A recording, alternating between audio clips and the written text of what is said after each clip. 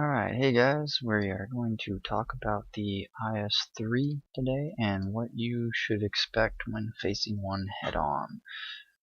And to get started off here, the IS3, as you can see, the front of it is pointed like a spearhead.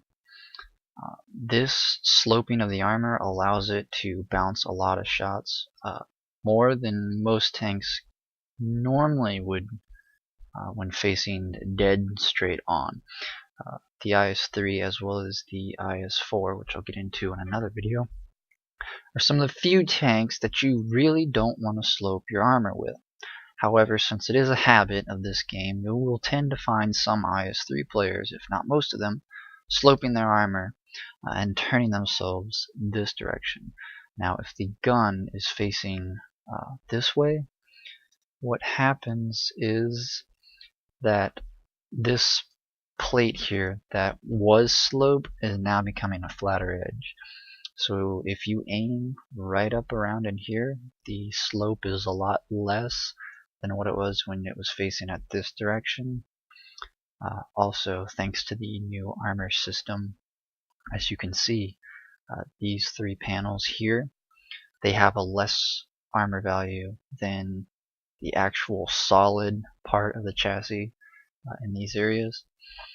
It's said to believe that 90 millimeters of penetration will go through these little panels. So if you're in a lower tier tank, you encounter an IS3 that has its side turned to you, it's too busy focusing on something else, take a nice well-aimed shot here and you should be able to hit its ammo rack, because all this orange here on this picture is the ammo racks. And as you can see, that would be the front box here, and on the other side, which is this way of the IS3, it's literally this whole side panel, as well as in the turret. Also in the rear over here, the blue is fuel tank, so if you hit here or on this side, you have a chance of setting them on fire, as well as hitting them in this red area will set them on fire.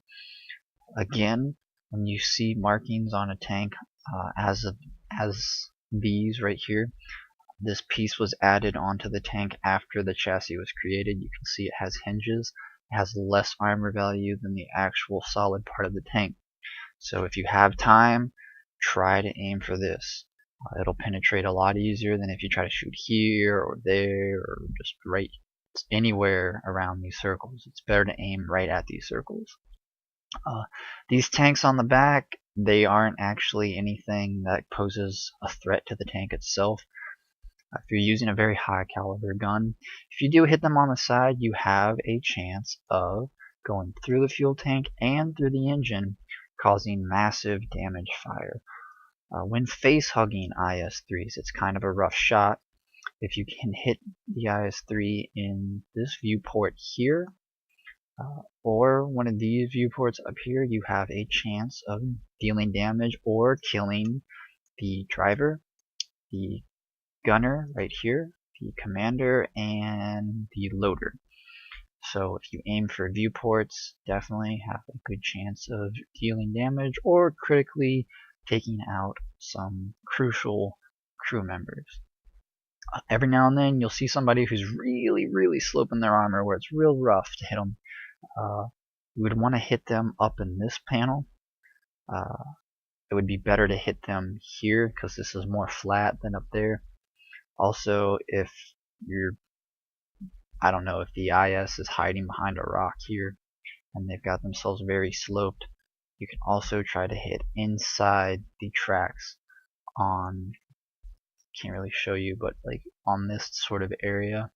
That will deal damage. There's certain tanks where that sticks out a lot further.